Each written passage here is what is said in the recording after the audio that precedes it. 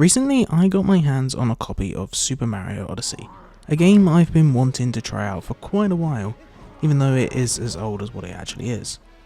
And well, since starting it, I've been heavily addictive. It's such a fun game, I've really been enjoying it. And throughout playing the game, I have recorded our entire progress of the story and what we have post-game. This is obviously just pure story, so yeah. Most of this has actually been live streamed through both Twitch and here on YouTube, so if you want to watch any future live streams we do of the continuation of this Mario game or any other future video ideas I have in the future, be sure to follow either or. But anyway, let's jump right into it and go through the story of Super Mario Odyssey for the first time. Our adventure starts in Cap Kingdom, where we introduce the Cappy, our friend who's going to help us throughout the adventure, who introduces a variety of different movement that we can use. However, I don't really know how to do most of it still, so yeah. And also around each kingdom there are a load of different captures Cappy can capture for us, allowing us to complete certain objectives and collect many different moons along the way. At the end of Cap Kingdom we encounter our first, I guess, boss of the game, of Topper I think his name is. Honestly, I don't remember, and also didn't really take much note. But still, we just have to bonk on his head a few times and avoid his hats that he throws out.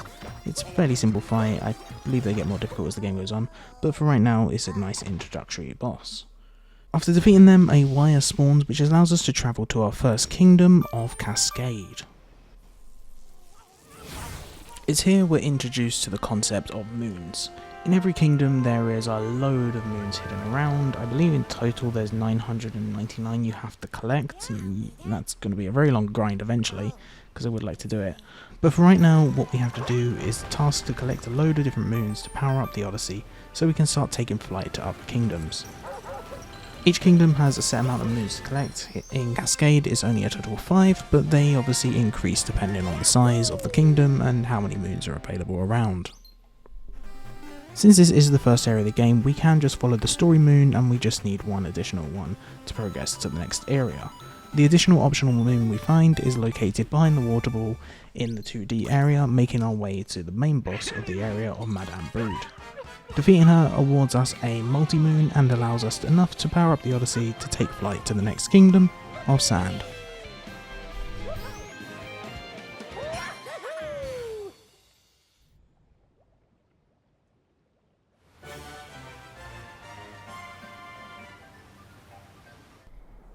Now, I said before each kingdom requires a certain amount of moons in order to leave.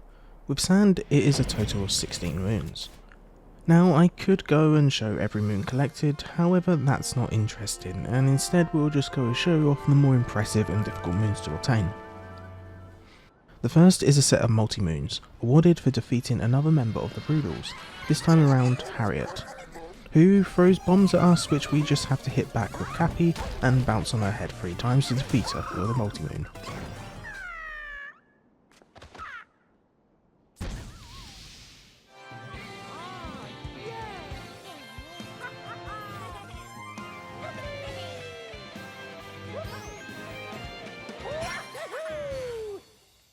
And this in turn turns Sand Kingdom into Night Sand and raises the inverted pyramid into the sky. Down in the underground temple we stack up enough Goombas to make a pretty tall Goomba, probably about 6 foot, to collect ourselves a free moon. The final moon we collect in Sand Kingdom is another multi-moon for defeating Nocletek. I'm probably going to pronounce a lot of these bosses wrong, but yeah. Who is located at the end of the underground temple. After defeating him with his own fists, which act as bullet bills I guess, we are awarded a multi-moon.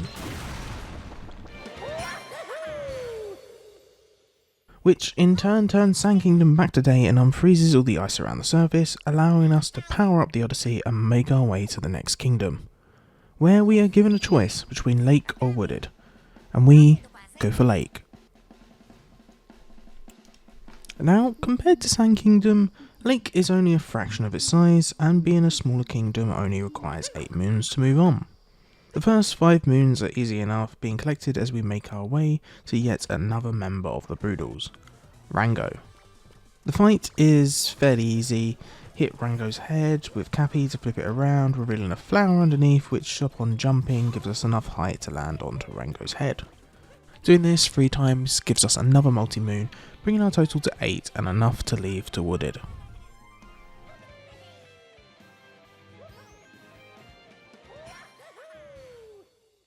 The next kingdom on our journey is Wooded, one of the bigger kingdoms in the game and does require us a total of 16 moons to leave. However, luckily enough, since it is a bigger kingdom, a lot of the moons are fairly easy to collect and we can just collect them as we go to complete the main objectives of the kingdom. Atop the Flower Tower, I think that's what it's called, I honestly don't remember, we encounter another member of the Broodals, of Spillward. This could be one of the easier fights out of all the Broodals, since all we have to do is wipe away the poison he spits out with Cappy, knock his hat off and jump on his head 3 times. After doing this and we defeat Spillbert, we get our hands on another multi-moon.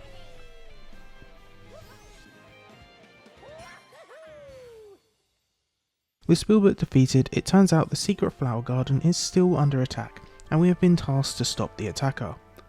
Upon making our there, we fight Torkdrift, and thanks to a capture of an uproot, the fight is no problem at all. Using the uproot, we first destroy 3 orbs hidden amongst some breakable blocks, and once all 3 are destroyed, we are able to use the uproot to go underneath and damage Torkdrift. Completing this 3 times allows us to defeat Torkdrift, getting ourselves another multi-moon, and bringing our total of the area to 16, allowing us to move on to the next kingdom.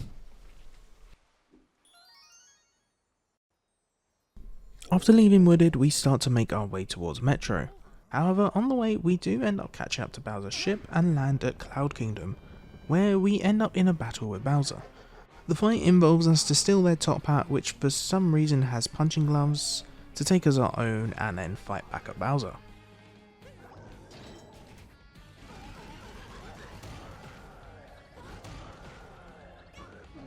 After doing this 3 times, we defeat Bowser and he goes to escape. While pursuing him in the Odyssey, we are shot down and crash into Lost Kingdom.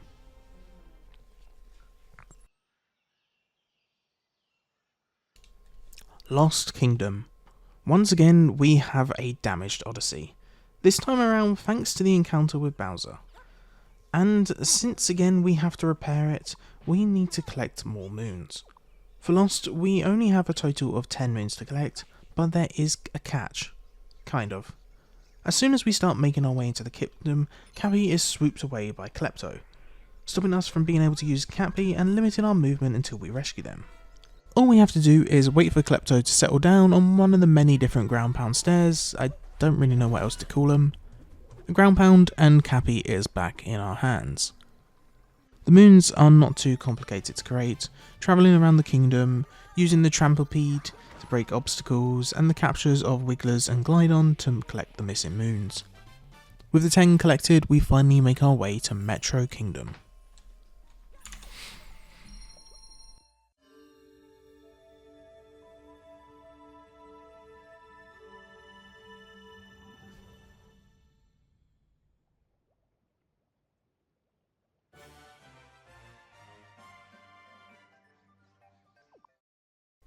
Upon arriving, Metro Kingdom is now at night, and the city is being terrorised by Bowser and his forces. Atop New Donk City Hall, a Mecha Wiggler is absorbing all the city's power, and we are tasked to make our way there through all of Bowser's forces to take them down. The Mecha Wiggler fight is fought in a tank capture, where we have to destroy the orbs on its body with the tank's cannons. Unlike the previous boss battles, Mecha Wiggler only has 2 phases, and after shooting out all the orbs both times, they fall and we are awarded a multi-moon, and the first moon in Metro Kingdom. Well, I guess first 3. After defeating Mecha Wiggler, the city turns to Day Metro. We are then tasked by Mayor Pauline to help out with the festival. Our first task is to find all 4 musicians scattered around New Donk City, and upon finding each one we are awarded a moon.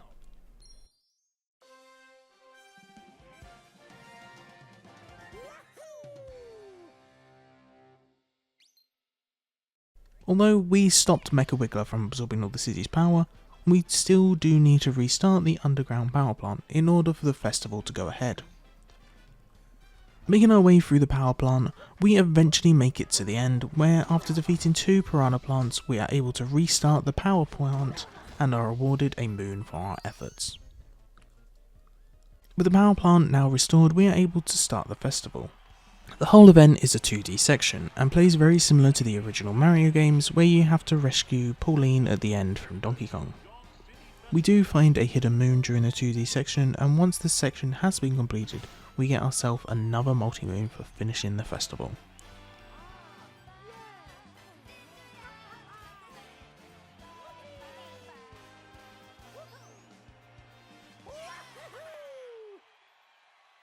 With just a few more moons left until we can leave, we go ahead collecting a couple of easy ones until we have enough to move on to the next kingdom. Once again, we have another choice, this time between Snow and Seaside Kingdom. We decide to start off at Snow. Snow Kingdom. Upon arriving, our first goal is to stop the blizzard in the area, so we're actually able to see, and to do so we enter a hole in the underground to bring us to Shiveria. Inside Shiveria, it seems that Bowser has blocked off the racetrack and left one of the Broodals here as well, causing the blizzard above. To unlock the entrance to the racetrack, we have to go through 4 different rooms and collect the moon at the end. 3 of them were fairly simple, as we just had to make it to the end of the room. However, the 4th requires us to fight another member of the Broodals. This time around, it's Rango once more. However, the fight is a little harder than before, with him throwing more hats at us, but once he is defeated, we are awarded a moon and the seal to the racetrack is unlocked.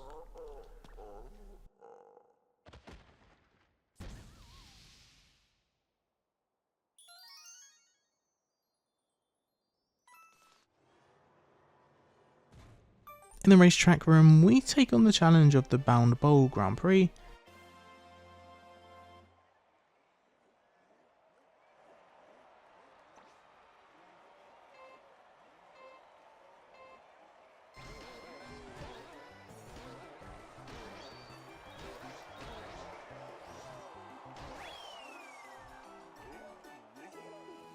And upon coming first, we are awarded a multi-moon, bringing our moon total high enough to progress to the next kingdom of Seaside.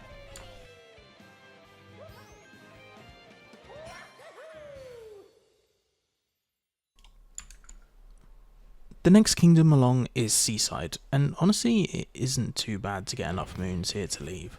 The main objective of the area is to restore the sparkling water to the area.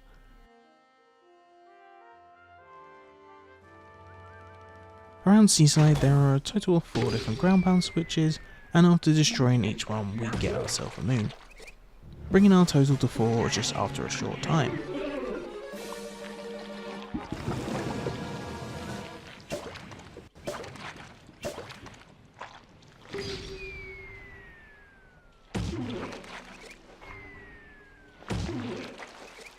Once all the switches have been activated, we are now able to engage in a battle with the Moscle. No idea. A giant octopus who was sucking up all the sparkling water.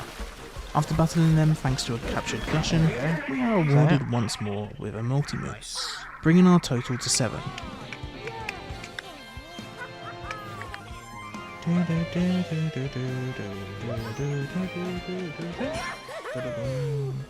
And after a couple of sub-areas, we are able to bring our moon total to 11 and upgrade the Odyssey to allow us to fly to the next kingdom. Luncheon Kingdom, and as soon as we enter we are met by the Broodals once more. And again, similar to in Woodis, we have to fight off Spillput. And well, the fight I believe is meant to be harder, but I honestly couldn't tell that much of a difference, and he was easily dealt with for a moon. Progressing through Luncheon, we collect a variety of different moons in both the main area and a couple of sub-areas alike. Upon reaching the first main mission of the area and capturing the meat to move it to the pot, we are awarded a multi-moon.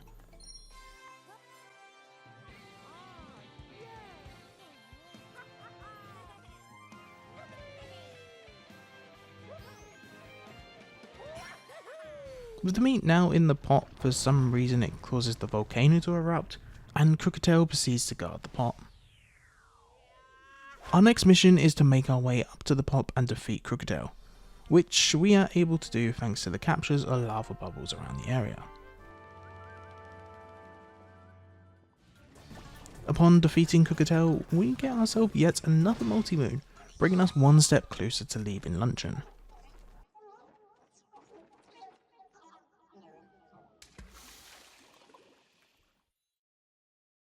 And after a quick clean up of the area, we have collected enough moons to leave forwards to Bowser's Kingdom.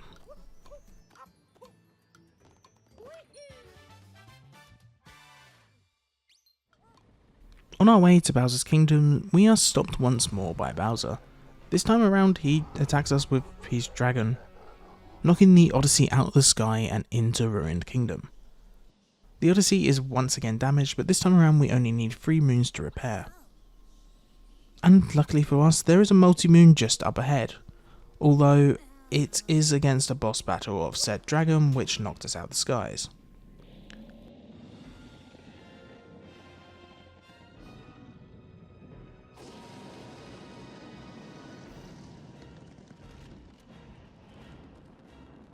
To summarise the fight, we have to dodge a variety of different lightning attacks, and when the dragon rests his head, we have to use Cappy to pull out the sword-shaped pins, followed by a ground pound on the dragon's head.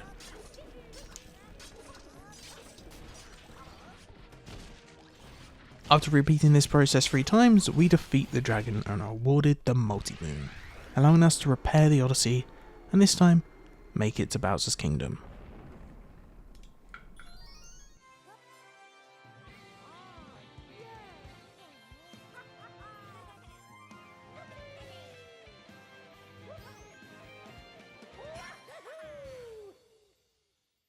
Now, Bowser's Kingdom is the first kingdom where we don't actually need any more moons to continue. At least, if we did, I didn't notice until the end. Instead, we have to push our way through, and for each objective completed, we get ourselves a moon anyway. The first few objectives mainly involve us using a Pokeo to move around and use their beak to help complete the objectives.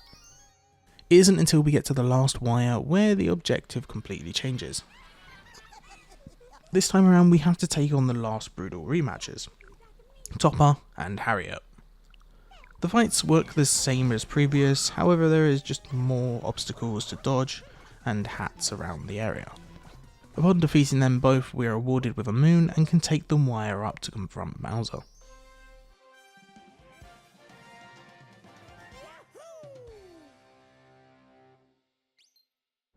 However, as we reach him, he takes off once more, this time to the wedding reception on the moon, and we are confronted by all 4 Broodals in the Robo Brood.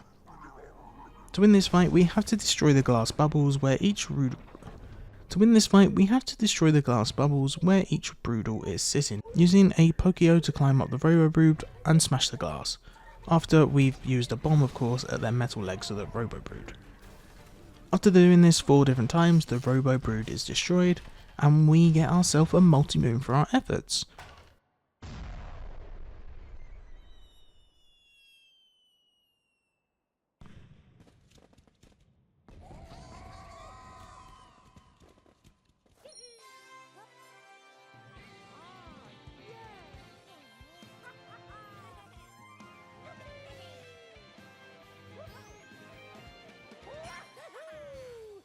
It's time to make our way to the moon and stop this wedding.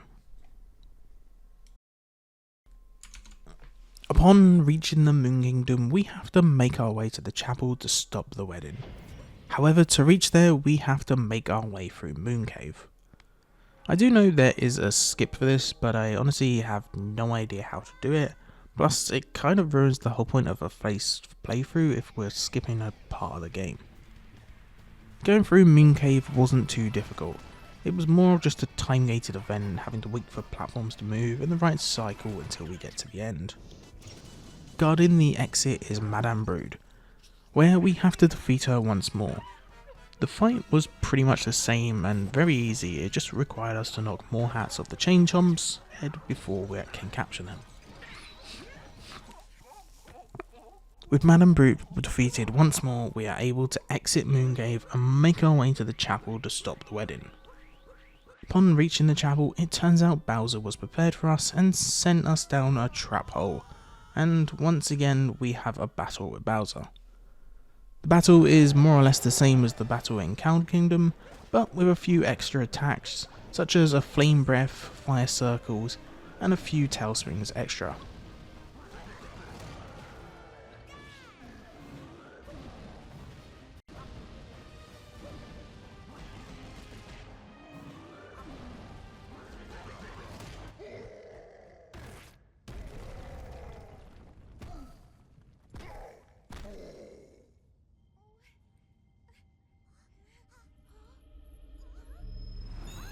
Upon defeating Bowser, we are free to rescue Peach.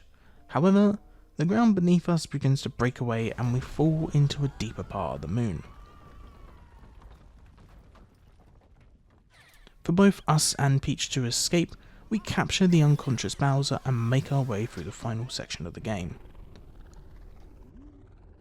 Now at this point in the game I'm not really too sure how to narrate the final act, so I'm just going to leave it to play, and if you want to skip ahead feel free to skip ahead, but if you want to watch the final act you can watch the final act. Oh yeah, and I may or may not have fallen down to have to do the whole sequence twice.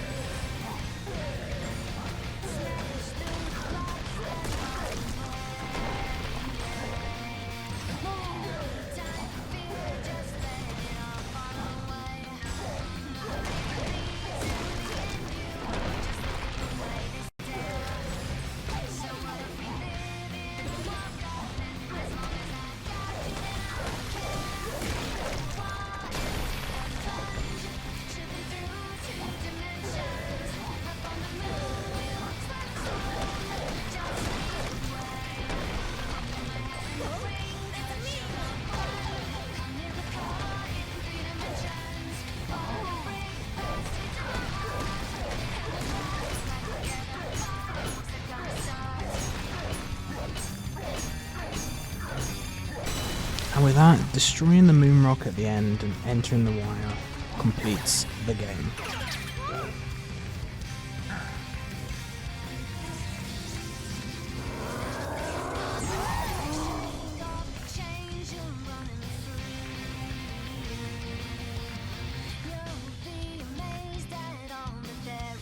And with that, Super Mario Odyssey has been completed.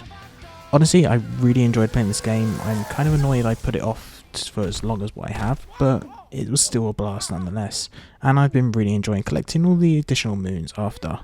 Now, most of this was streamed live on both Twitch and here on YouTube, so if you want to catch any future streams of future video ideas I have, and I've been also doing the additional moons on stream as well, be sure to come and check them out, just follow anything like that. If not, it's all fine, I'll probably try and make a 100% moon video, not sure how to do it yet. And once again, thank you so much for watching. If you enjoyed it, feel free to leave a like, comment, subscribe, all that, and I will see you in the next one.